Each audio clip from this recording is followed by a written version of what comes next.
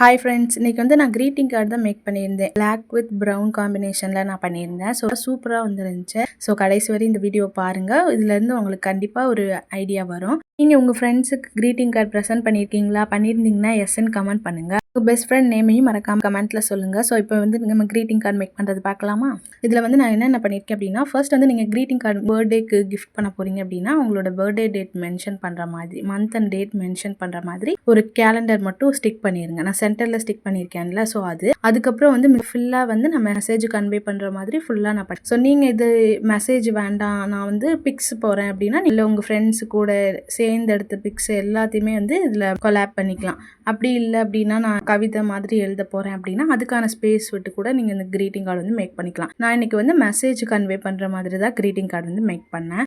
So அதுக்கப்புறம் நம்ம greeting கார்டை வந்து ஓப்பன் பண்ணி க்ளோஸ் பண்ணுறதுக்காக இந்த மாதிரி ஹோல்டர் மாதிரி ரெடி பண்ணிட்டேன். ஸோ இதுக்கு டெக்கரேட் பண்ணுறதுக்காண்டி 2 பிளாக் அண்ட் ப்ரௌனில் ஒரு ஹார்ட் செஞ்சு அதில் வந்து பேஸ்ட் பண்ணிட்டோன்னா அவ்வளோதான். ஸோ அதுக்கப்புறம் வந்து இதில் நான் ஒரு விண்டேஜ் ஸ்டைல் பேப்பர் வந்து மேக் பண்ணி ஒட்டியிருப்பேன்.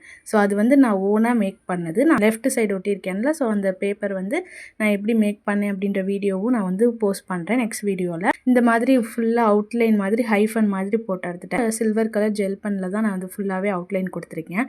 அதுக்கப்புறம் அந்த அவுட்லைன் கொடுத்துட்டோம் அப்படின்னா நம்மளுக்கு வந்து அப்படியே கிராண்டாக இருக்கிற மாதிரி ஒரு லுக் கிடைக்கும். அவ்வளோதான், நம்மளோட க்யூட்டான க்ரீட்டிங் கார்டு வந்து ரெடி ஆயிடுச்சு. நான் அதுக்கு மேலே வந்து ஒரு குட்டியாக ஒரு பொக்கையை வந்து மேக் பண்ணி வச்சுருக்கேன். அந்த பொக்கே செய்கிற வீடியோ நெக்ஸ்ட் வீடியோவில் போஸ்ட் பண்ணுறேன். ஸோ பிடிச்சிருந்தா லைக் பண்ணிக்கோங்க. நெக்ஸ்ட் வீடியோலாம் பார்க்குறதுக்காக நம்ம சேனலை வந்து சப்ஸ்கிரைப் பண்ணி வச்சுக்கோங்க.